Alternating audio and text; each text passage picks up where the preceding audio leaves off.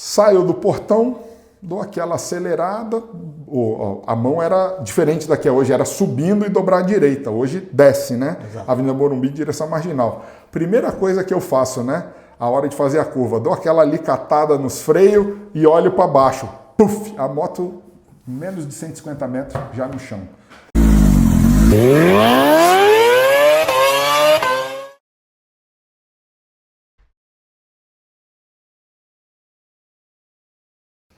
Bom, amigos, hoje estamos aqui com o Valdir Roma de Almeida Ferreira. Isso mesmo. Grande Valdir Ferreira, que todo mundo conhece, né? Desde a época de Harley Davidson e passando por Triumph, e agora instalado já há um bom tempo aqui na Bajaj, comanda aqui geral a Bajaj e agora também a KTM. Então vamos falar um pouquinho sobre sua carreira. Antes das 2 rodas, começando com as 4, né? Como é que foi essa passagem sua pelo mundo das 4 rodas? Como começou isso aí? Bom, Johannes, uma boa tarde. Em primeiro lugar, é um enorme prazer receber você aqui. Mesmo. Você é um parceiro já de longa data. Sim.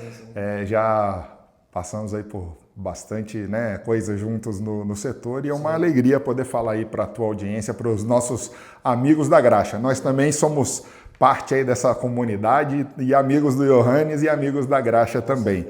Eu tô, de fato, agora no meu 14º ano em montadora de 2 rodas. Mas como você bem falou, né? Eu sou um cara nascido no Rio de Janeiro, fui para Brasília no ano de 96 e fiz minha faculdade lá na Universidade de Brasília, 96, 97, 98 e 99. Me graduei em administrador de empresas, só que quando você vai para a reta final do curso universitário, você precisa já se preocupar com aquela coisa do estágio e tal, né? E eu fui estagiário da General Motors em 98, estagiário, 6 meses, depois fui contratado como terceirizado, e aí no total fiquei 2 anos, o ano de 98 inteiro e 99 lá em Brasília, no escritório regional da General Motors, e em janeiro de 2000 desembarco aqui em São Paulo, acho que era a minha 2ª viagem para São Paulo apenas na vida, e estou aqui desde então, né? Já há 26 anos aqui em São Paulo. Um carioca quase paulista. Já perdi sotaque, o pessoal tira onda comigo, né? Em função do sotaque. Mas continuei minha jornada na GM por mais algum tempo, tanto na área de desenvolvimento de rede depois como na área comercial. Me tornei, minha última função lá foi como gerente regional de vendas, atendia o sul do país. E aí a gente vivia aquele momento de transição, onde a Toyota lançava o novo Corolla, Brad Pitt, fábrica em Indaiatuba, e muitos amigos da GM migraram da GM para a Toyota. Foi feita mais ou menos uma migração, foi feita em 2 momentos, uma no meio do ano de 2002, no lançamento propriamente dito, e uma cerca de 5, 6 meses depois.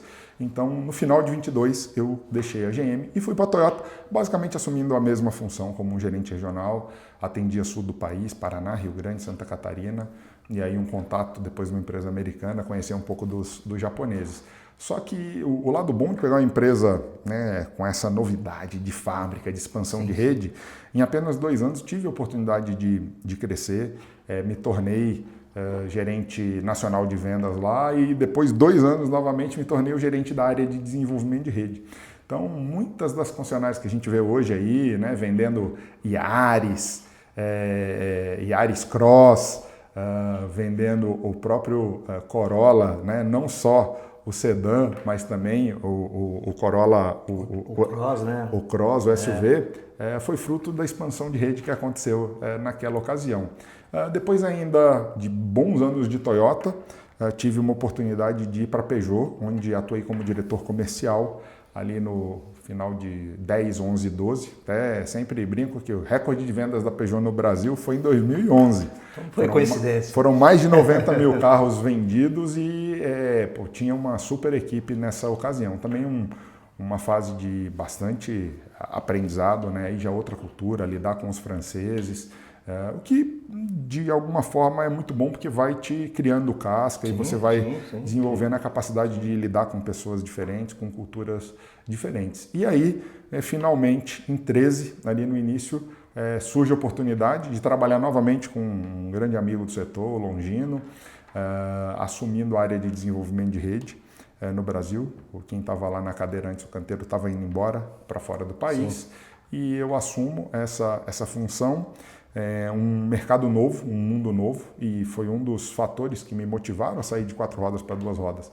Conhecer, né, um setor parecido, mas com absolutas particularidades. Sem sobrevivência. E você sabe que eu ali em 2013, eu tinha 37 para 38 anos, nunca tinha andado de moto na minha vida. E aí, o primeiro evento que fui, vejo, né, depois da apresentação do produto, aquela coisa toda, o pessoal saindo para fazer o ride, para conhecer o produto.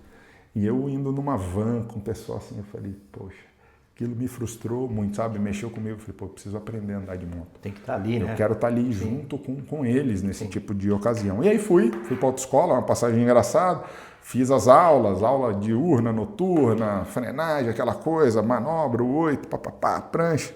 Fui para a prova. Não passei de primeira, errei na prancha, botei o pé no chão, no local indevido, remarquei a prova, paguei a taxa, fiz de novo, passei. Aí, pô, você chega grandão no escritório, né? Falei assim, tô habilitado, pessoal, pô, legal, ó. Tinha uma 1200 CB na época da frota, que ficava lá assim, para os novos habilitados, recém-habilitados. Aí eu falei, não, vou deixar meu carro aí sexta-feira, pode preparar que eu vou embora com a moto. A gente ficava ali na Avenida Morumbi, saiu do portão, dou aquela acelerada, a mão era diferente da que é hoje, era subindo e dobrar à direita, hoje desce, né? Exato. Avenida Morumbi, direção marginal. Primeira coisa que eu faço, né? A hora de fazer a curva, dou aquela alicatada nos freios e olho para baixo. Puf! A moto, menos de 150 metros, já no chão.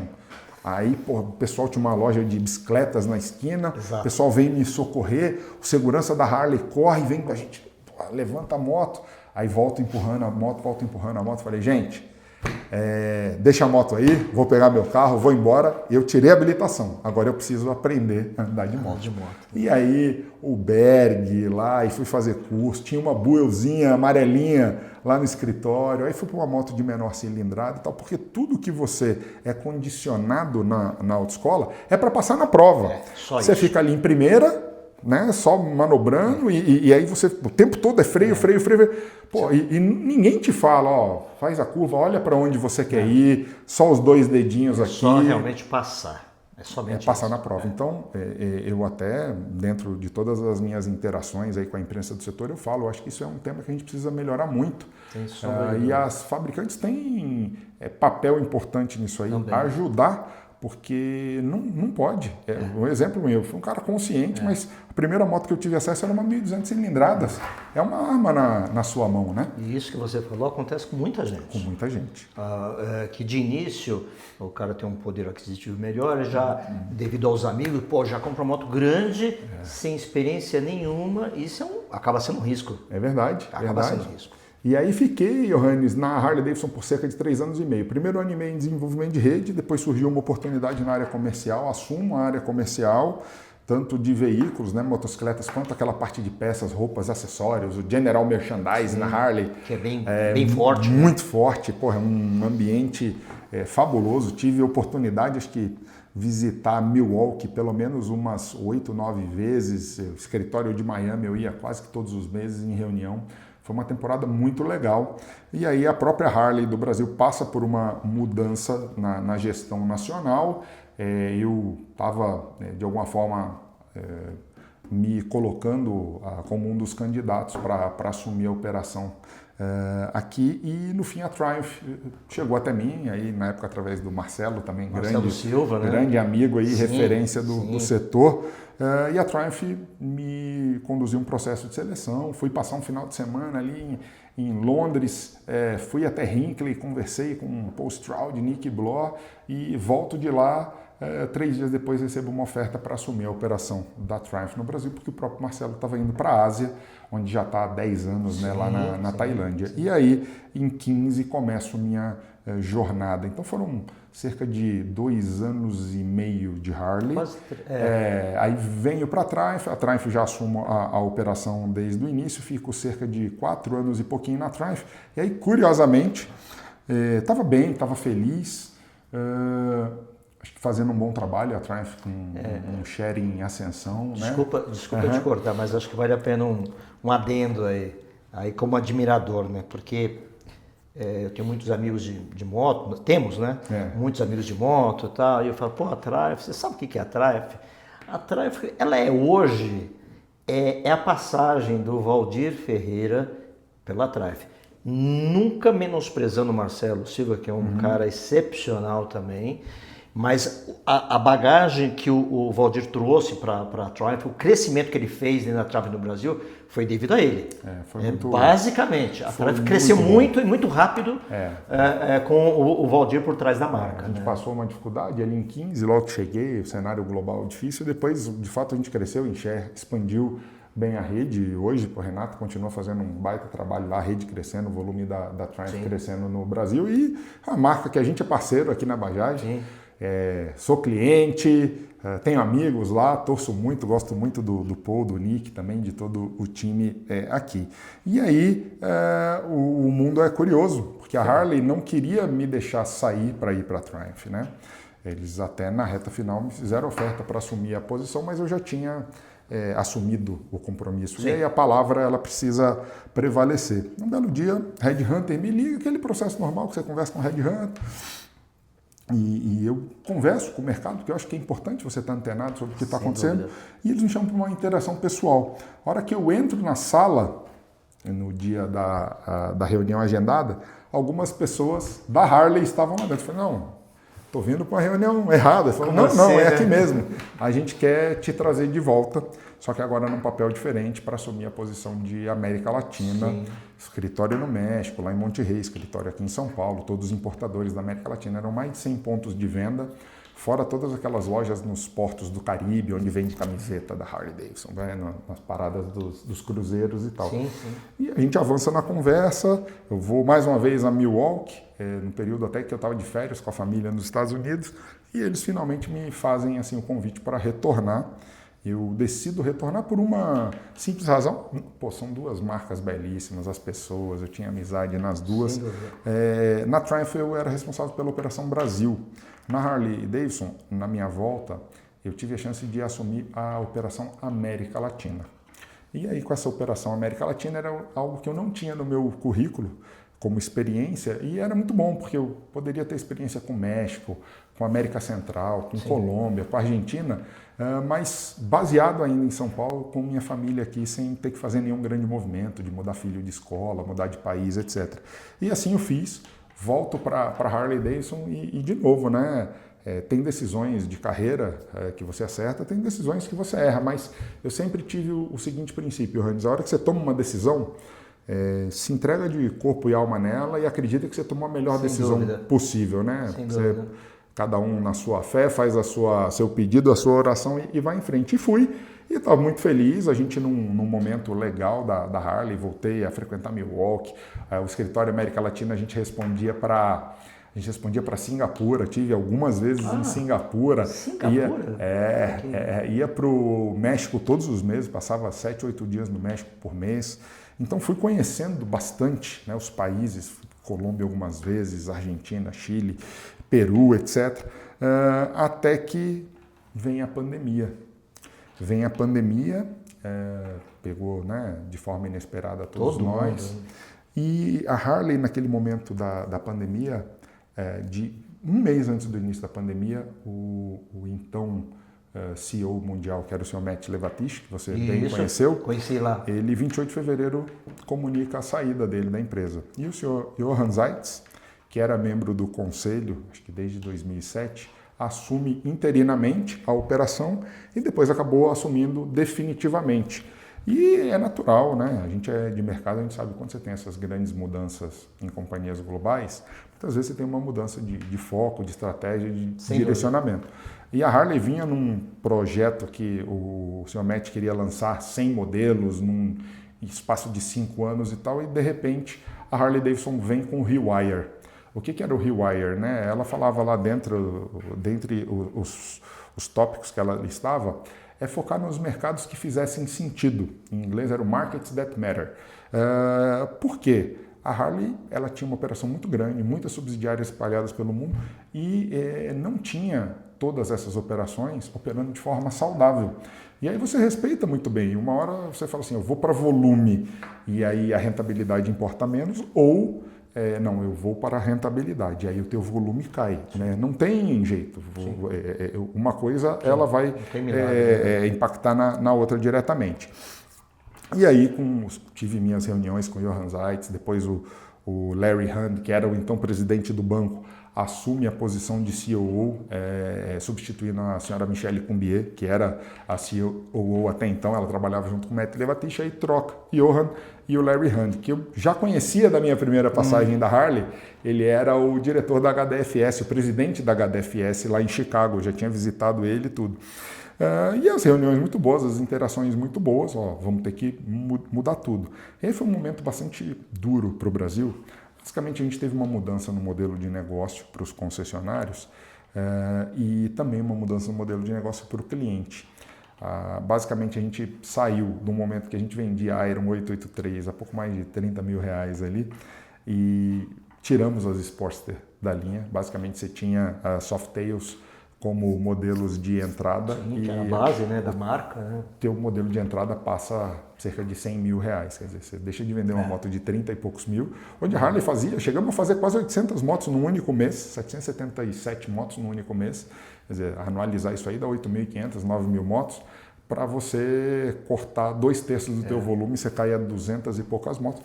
Por quê? No nosso país, a gente sabe a realidade econômico-financeira, moto para nicho de 35 mil reais é uma coisa, moto para 100 mil reais, uma parcela pequena da população é algo que não representa, hoje, um mercado de 2 milhões e 150 mil motos, não dá 3% do mercado total, quer dizer, é uma coisa 50 e poucas mil motos por ano. E com essa mudança foi muito duro, fechamento de concessionários, a rede que já estava batendo em 26, 27 lojas, fechou umas 8 ou 9 concessionárias no mesmo momento. Eu ainda estava lá, conduzi todo esse processo. A pandemia também fez com que houvesse enxugamento da própria estrutura da Bajaj do Brasil e do México. Assim, muito difícil.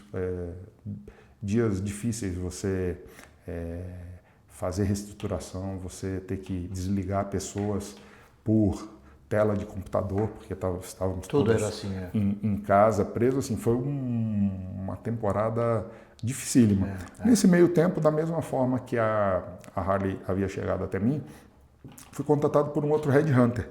E você sabe que eu estava muito frustrado com aquilo, porque quando o Nigel, você vai lembrar dele da época de Avenida Morumbi, ele quando me chamou de volta, ele falou, Valdir, desde que você foi embora para a Triumph, eu tinha na minha cabeça que um dia eu te traria de volta para a Harley.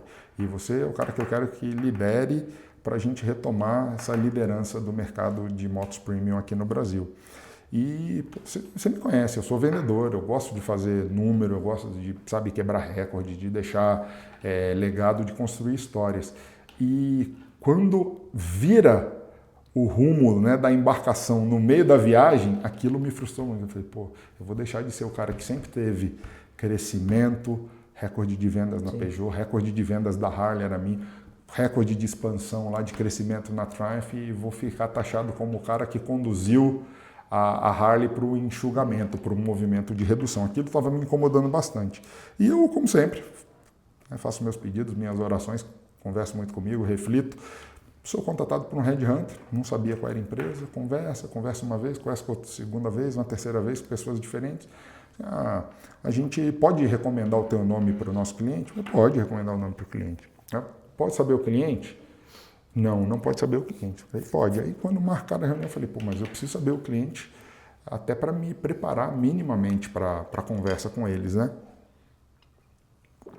Nesse momento eles falam, o cliente é a Bajaj. Eu falei, a Bajaj? Não é possível. Por quê? Não, eu vim da Triumph e a Triumph fechou uma parceria de desenvolvimento de produtos em conjunto com a Bajaj. A Bajaj vai montar motos de baixa cilindrada para a Triumph. Eu estava dentro da Triumph, eu ouvi isso do Paul Stroud, do Nick Bloch. Aí o headhunter, né, não conhece, ele falou, é mesmo? Né? O headhunter no Brasil. Deixe-me falar com o escritório lá da Índia, o headhunter lá da Índia, eles checam com a companhia e a gente volta. No outro dia, falou, você tem razão, a Bajaj vai montar as motos de baixa cilindrada da Triumph, porém, ela tomou uma decisão, ela vai também estabelecer a operação própria dela aí no Brasil. E por isso ela está procurando uma pessoa para liderar o projeto. Ah, entendi. Então vão coexistir, as coisas vão. São assuntos diferentes. Então tá bom. Eu tenho interesse se vocês tiverem que me recomendar como uma das opções, eu tenho interesse em conversar com eles. E aí, vem pandemia, sou entrevistado aos finais de semana, à noite, de casa na pandemia, faço todo o processo de seleção com o senhor Ravi Kairan, que é o responsável pelo RH global, 2 interações com ele, depois conheço o meu chefe, o senhor Rakesh, também, todo mundo de casa, e aí cachorro de um lado, criança do outro, né? A gente se adaptando àquele mundo, eu tinha filhos pequenos, e finalmente tive a oportunidade de conhecer o senhor Rajiv Bajaj também, tudo remotamente. E no fim eles me fazem o convite e eu decidi vir porque basicamente, sim, uma grande marca, um projeto, Johannes, que eu brinco, que o senhor Rakesh fala, é white canvas, é um quadro branco. Peguei o quadro em branco e a gente começou a escrever a primeira linha juntos.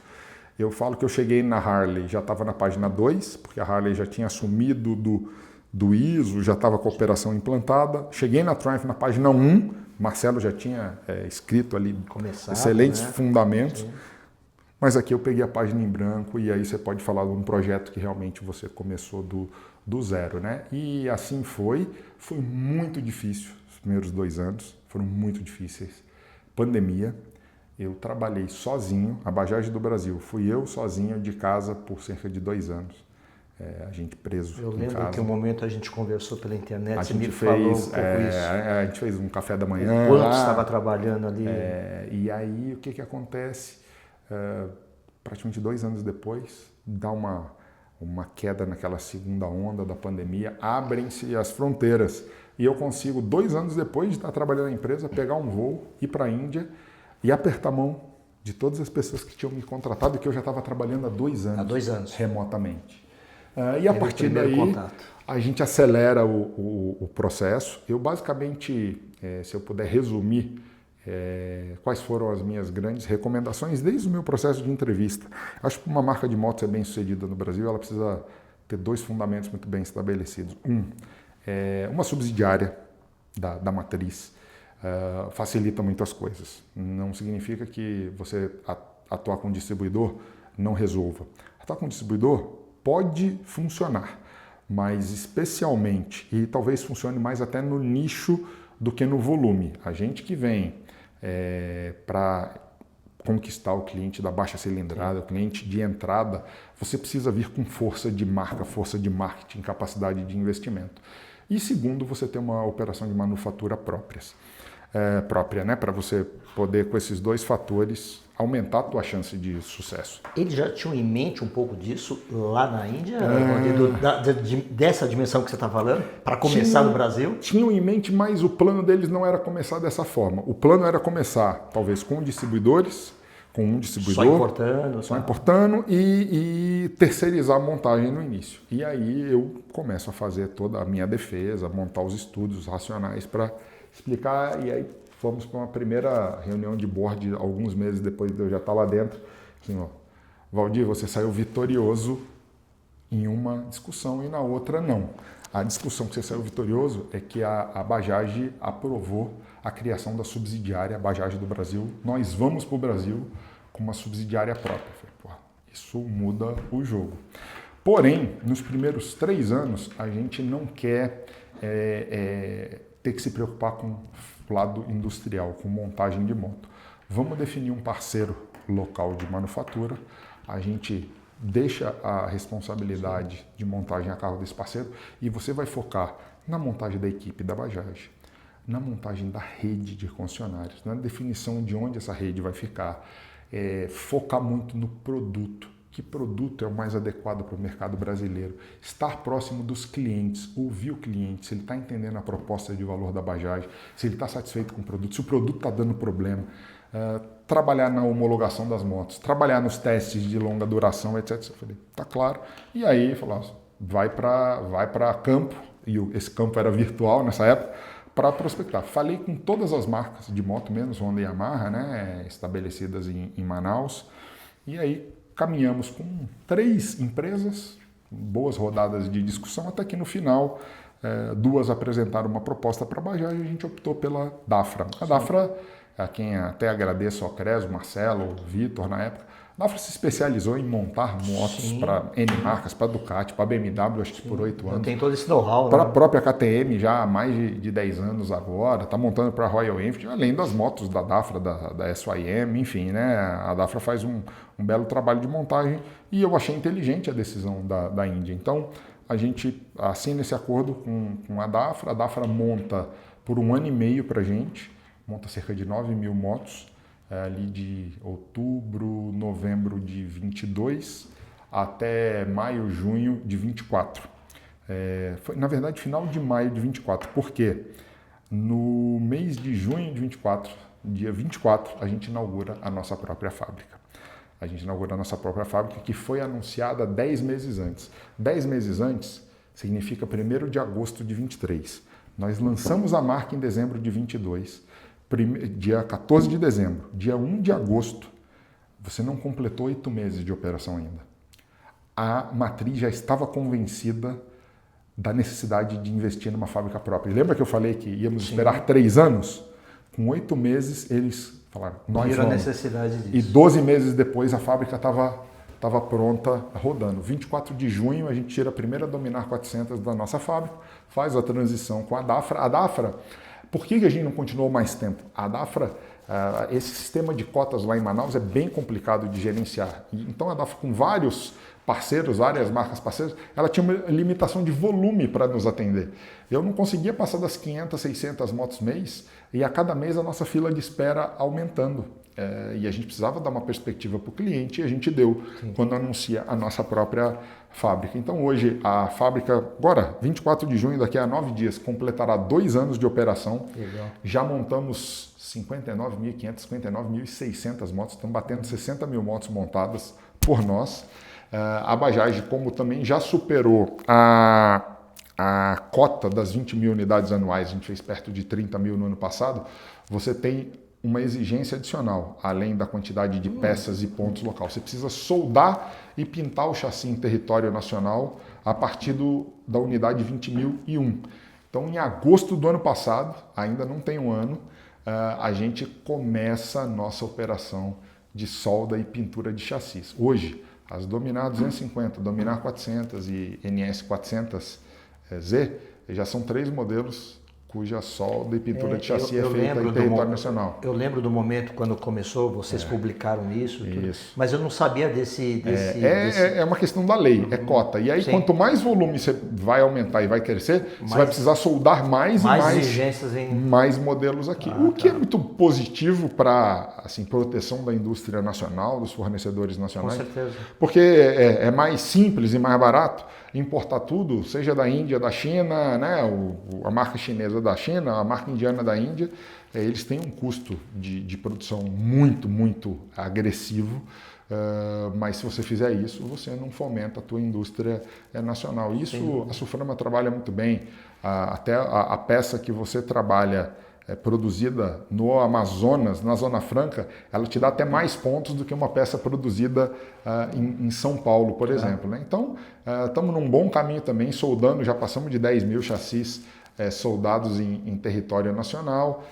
Hoje, temos 6 modelos em linha, a Pulsar N150, Dominar NS 160, NS 200, Dominar 250, Dominar 400 e a última lançada lá em outubro passado, a Dominar NS 400Z.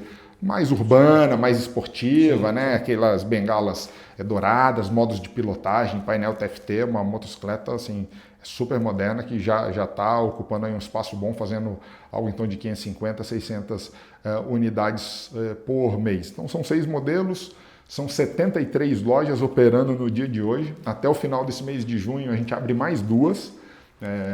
A segunda loja na região metropolitana de Salvador, em Lauro de Freitas, e também na região metropolitana de Recife, em Jaboatão dos Guararapes. A gente termina junho com 75, planejamento para terminar dezembro com cerca de 90 lojas e até março, fim do ano fiscal, com 100 lojas. Então, esse é um resumo aí do comercial. Em pós-vendas, Johannes, a gente falava antes, né? A gente focou muito, desde o início de 25, em duas coisas. Adequarmos o nosso estoque de peças. Dia de hoje, ele já é mais ou menos 92,5% de disponibilidade. Qualquer um dos nossos modelos, em média, você vai ter 92,5% das peças disponíveis na prateleira do armazém aqui em Barueri. Temos 2 containers em processo de desembaraço. A hora que concluir e as mercadorias derem entrada no estoque, a gente vai bater 95% de disponibilidade. É altíssimo dentro da realidade da indústria. Hoje a gente embarca 2 containers marítimos por mês e um pedido aéreo por semana para atender caso crítico de cliente, motocicleta imobilizada. Então investimos muito em peças. Hoje a gente tem mais de 3.400 SKUs, né, peças diferentes no nosso estoque, mais de 15 milhões de reais em preço de custo, isso aí. Então a gente não tem medido esforço realmente para ter disponibilidade de peça e atender o cliente. Você falou um número interessante do número de peças que passa de 1 milhão, né? O número de peças... Como é que está exato, 1.351.000 peças aqui. Nas prateleiras. Aqui tem 3, imagina 1.351.000 peças no armazém, das quais são 3.400 códigos diferentes. Sim. Então eu posso ter dessa aqui 20 mil unidades, dessa aqui 30 mil unidades, mas o grande número aí, 95%. É muita coisa. É muito forte. E além disso, a gente fechou desde o ano passado a parceria com o Senai. A gente está fazendo a formação do nosso corpo técnico lá no Ipiranga, né? Bem, aquela unidade do Ipiranga fantástica, assim, para 2 e 4 rodas. E o que é legal agora, né, Johannes, eu acho que assim, continuamos construindo a rede, estruturando e fortalecendo nossa equipe. Estamos trabalhando para no final do ano introduzir aí pelo menos uns 2 novos modelos ainda nesse ano calendário, que vai nos permitir ir ainda um pouco além, né, do que a gente faz hoje de volume. E agora, com o anúncio da semana passada, né? Se você me permite, que você falou, queria falar. Todo mundo está falando, né? Foi muito positivo, o evento foi na terça-feira. Amanhã vai completar uma semana. Eu acho que a gente atingiu o objetivo proposto. Para Bajaj, naturalmente, né, a marca KTM, ela nos ajuda a transmitir uma mensagem de competência industrial, de capacidade tecnológica, de capacidade de investimento. E a KTM no Brasil, que já está aí há mais de 30 anos, acho que 32 anos no Brasil, já passou em mãos diferentes, distribuidores diferentes, ela vai ter a seu serviço, a seu dispor, toda essa estrutura que você viu aqui hoje, o que a gente chama do time de front-end, né? Toda a parte de vendas, desenvolvimento de rede, marketing, peças e serviços. O nosso mesmo time que atende a Bajaj, naturalmente ampliado agora, para dar apoio para as redes de concessionárias das 2 marcas e oferecer uma experiência melhor ao cliente final. Qual que é a grande vantagem disso, né? Além dessa sinergia, além dessa integração? Lá em Manaus, 2 fábricas independentes, vamos estar no mesmo condomínio industrial, mas a linha da KTM monta a KTM, linha da Bajaj monta produto Bajaj. Cada carreta sai de Manaus com 40 motos. Eu poderia colocar, por exemplo, 33 Bajaj e 7 KTM, ou 20 KTM e 20 Bajaj na mesma carreta, mandando para Belo Horizonte, por exemplo. Redução de custo logístico. Lá, hoje a gente tem cerca de 250 colaboradores diretos e indiretos. Eles tomam café, almoçam e fazem o lanche da tarde no nosso refeitório. O time da fábrica da KTM também vai fazer, as refeições com o nosso time. A gente oferece transporte, a famosa rota lá em Manaus. Você pega os funcionários na região próxima da casa dele, traz para o trabalho e no final do dia você leva de volta. A mesma rota vai conseguir atender os funcionários das 2 empresas. Então tem muita sinergia logística, muita sinergia operacional. Naturalmente isso te permite trabalhar no tema do custo, ser mais competitivo. Agora a grande sacada para o cliente é que a gente vai conseguir levar a marca KTM a mais lugares, aproveitando a nossa base de concessionários Bajaj, né, que já tem hoje 73 lojas. Não é que vamos ter KTM em todas as lojas Bajaj, não. Mas algumas das lojas Bajaj, poderão ter KTM e poderemos, portanto, ter KTM em praças que, se fosse só com KTM, talvez não seria possível no curto inviável, e médio né? prazo, porque o projeto não seria, né, viável economicamente falando. E da mesma forma que eu falei lá no início da parceria com a Triumph, a gente monta as 400 cilindradas da Triumph lá na planta de Chakan 2 na Índia. Nós também, né, antes como parceiros, hoje como a Bajaj Auto, como dona da KTM, todas as 390 cilindradas, a Duke, a Adventure R, a Adventure X, tudo que é 390 cilindradas, que é vendida com marca KTM, tem até motos menores, tem Duke 250, tem Duke 125, todas essas motos 390 abaixo são montadas pela Bajaj na fábrica de Chakan 2 na Índia. O que isso significa? Oportunidade para a gente trabalhar também no tema do custo do kit e nos posicionarmos com preços bastante competitivos no mercado. A gente sabe que o mercado vive aí uma revolução, marcas novas chegando, redes abrindo, posicionamentos de preço agressivos, e não vai ser diferente por parte da Bajaj em relação à KTM. A gente quer fazer a KTM seguir, vamos dizer assim, os passos da Bajaj em termos de crescimento. Um crescimento consistente, um crescimento com alguma velocidade, e transmitir para o consumidor a sensação de que é a última mão que pega a marca KTM no Brasil e agora pega para, de fato, levar para um outro patamar de negócio. Então, assim, esse é um resumo.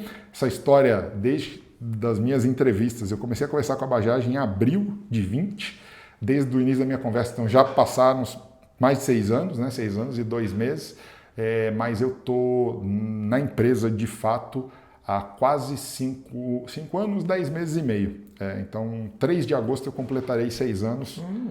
O tempo, ao mesmo tempo em que voa, parece que eu estou aqui há 20 anos de tanta coisa que a gente fez, né? Montar rede, montar equipe, montar time em Manaus, montar toda a tua base de parceiros, fornecedores, montar uma fábrica, montar um armazém de peças em Barueri, montar uma operação de solda e pintura de chassi em Manaus, montar esse escritório, integrar agora as equipes, você vê quanta coisa aconteceu em apenas 3 anos e meio de Bajaj viva no Brasil. Então, um projeto assim que dá muito orgulho, não só para mim, mas como para todo mundo que está envolvido, todo o time, todo mundo muito vibrador com os resultados que a gente tem alcançado, e os nossos concessionários assim, também fantásticos. A gente teve a oportunidade de escolher a dedo, assim, um por um, para compor essa nossa rede.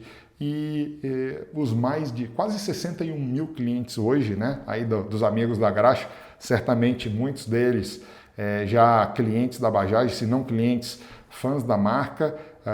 São quase 61 mil motos entregues em apenas 3 anos e meio, mas isso é só o início da jornada. A Bajaj vem para ficar, projeto é de longo prazo, a Bajaj entra no mercado para nunca mais sair dele. Então, a gente vai em busca de 60, depois de 70, de 75, de 100 mil, e eu tenho certeza que a Bajaj vai ocupar cada vez mais assim, um espaço importante dentro da indústria nacional. E com a KTM não vai ser diferente. Naturalmente, uma marca mais de nicho, né? Trabalha em fatias específicas do mercado, mas a gente também vai construir uma KTM bem robusta no Brasil, eu não tenho a menor dúvida de te afirmar. Uma coisa, Valdir, temos praticamente uma semana do anúncio, né, da marca, e já se começou-se todo um burburinho de um modelo que nem chegou ainda, né, que no caso aí a 390 Adventure, né? E obviamente que já começaram-se as especulações, né, com modelos que já estão chegando agora no Brasil, com outros que já estão aqui, que é mais um para brigar aí nesse setor que tanto o brasileiro gosta, né, essa média cilindrada, né? E sobretudo esse modelo dual sport, né, que é o asfalto terra e tal, e a 390X vem tranquilamente para brigar nesse mercado. A gente confirmou a chegada dela ao longo do segundo semestre, não cravamos data ainda, imagino que talvez ali por volta de outubro a gente esteja em condição de fazê-lo, e vem para brigar, vem com um posicionamento de fato agressivo. Quem vai ganhar é o consumidor brasileiro, como já está ganhando com todas as opções, né, que o mercado tem apresentado. E é essa a ideia, né, justamente, Johannes, especialmente nas motos de menor cilindrada, aproveitar dessa capacidade de produção em escala da Bajaj, que monta KTMs de baixa cilindrada para o mundo inteiro. Só na Índia a gente vende mais de 100 mil KTM por ano. Por ano, né? Você imagina, são 8 mil e poucas KTMs por mês. É um mercado gigantesco lá, né? Um mercado gigantesco. Então, se a gente conseguir uma parcelinha disso ser bastante competitivo e agressivo aqui no Brasil, a gente também vai construir algumas milhares de unidades de KTM por ano aqui no Brasil, com certeza. Não saindo da cilindrada, Valdir, já há muito tempo a gente vê aí amigos da imprensa e mesmo o pessoal de internet, né, muita gente comentando sobre uma média cilindrada da Bajaj on-off, né? A famosa on-off. Alguma possibilidade de você ver isso? Não precisa falar, né, se vai ter ou não, mas a Bajaj lá na Índia vê essa coisa? Eu vou usar para você a mesma resposta que tenho usado nos últimos 3 anos e meio, e chega uma hora que fica até um pouco cansativa a resposta, mas eu tenho uma notícia boa no fim.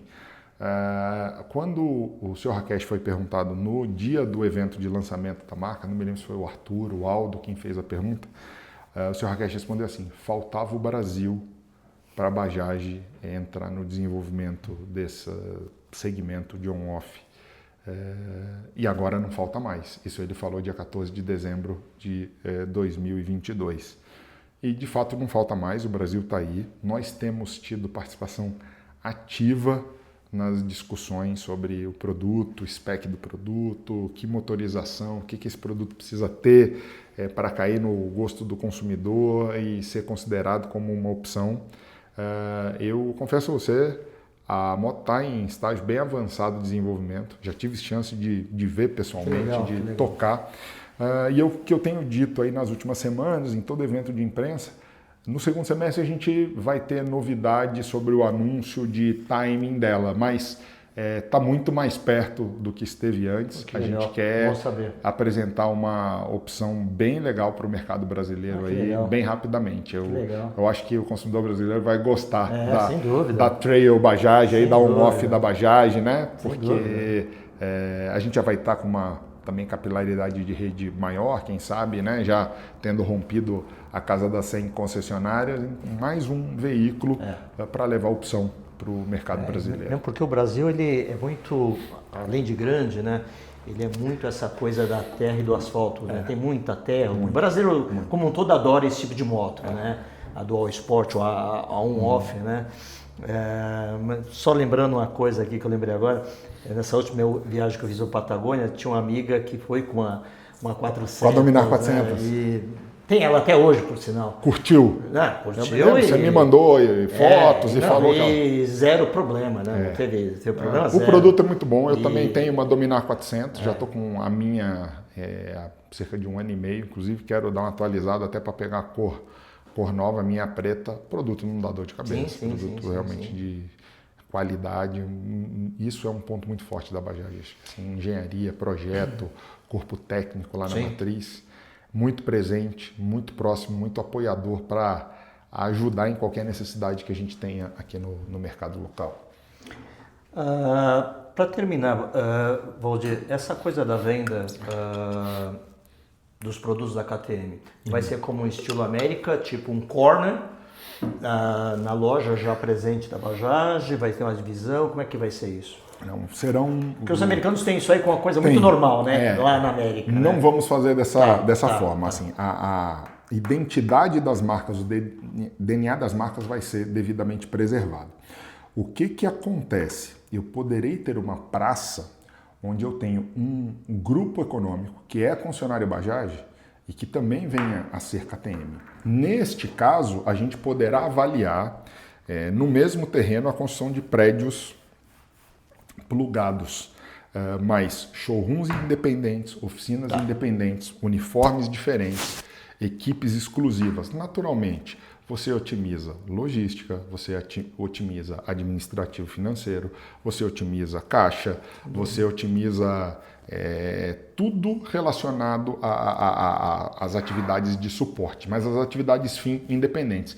Eu sempre faço um resumo e o próprio Sr. Rakesh ele gosta e é legal que ele usa. Assim, teste da chuva. O que significa isso?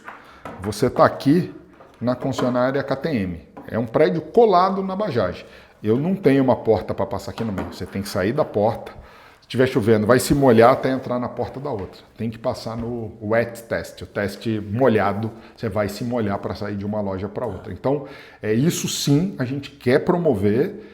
E especialmente os bons concessionários Bajaj, aqueles que têm performado melhor, que têm feito um bom trabalho, são os primeiros que a gente pretende dar uma oportunidade na KTM e dessa forma levar a KTM para mais geografias, que se dependesse só da marca KTM, levaria mais tempo.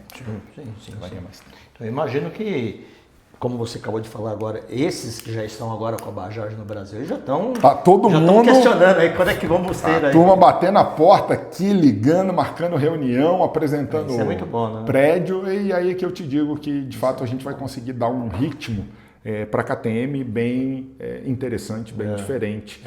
Porque o difícil é o início, né, Johannes? Você ganhar essa atração. Sim. E a KTM hoje tem uma rede já de 12 lojas exclusivas KTM. Mas se eu puder, por exemplo, daqui a pouco pegar 20 ou 25 lojas Bajaj que também se tornem KTM, eu triplico a rede KTM num intervalo de tempo muito mais curto. E vai acontecer uma coisa que no Brasil nunca aconteceu, né? Com a marca KTM, né? É verdade. Que é uma marca excepcionalmente boa. Que mundialmente conhecida. Lá em cima. Podemos dizer ilibada, né? Ilibada, é isso aí. MotoGP e tudo mais. Só que no Brasil sempre foi acanhada. Sempre foi, porque sempre teve na mão de distribuidores diferentes. E aí sempre foi, às vezes até com algum representante lá, mas sempre foi aquela coisa acanhada. Né? Agora, pela primeira vez, estamos vendo uma coisa que realmente robusta, pode realmente crescer a marca. Uma subsidiária, né? Nós somos uma subsidiária também.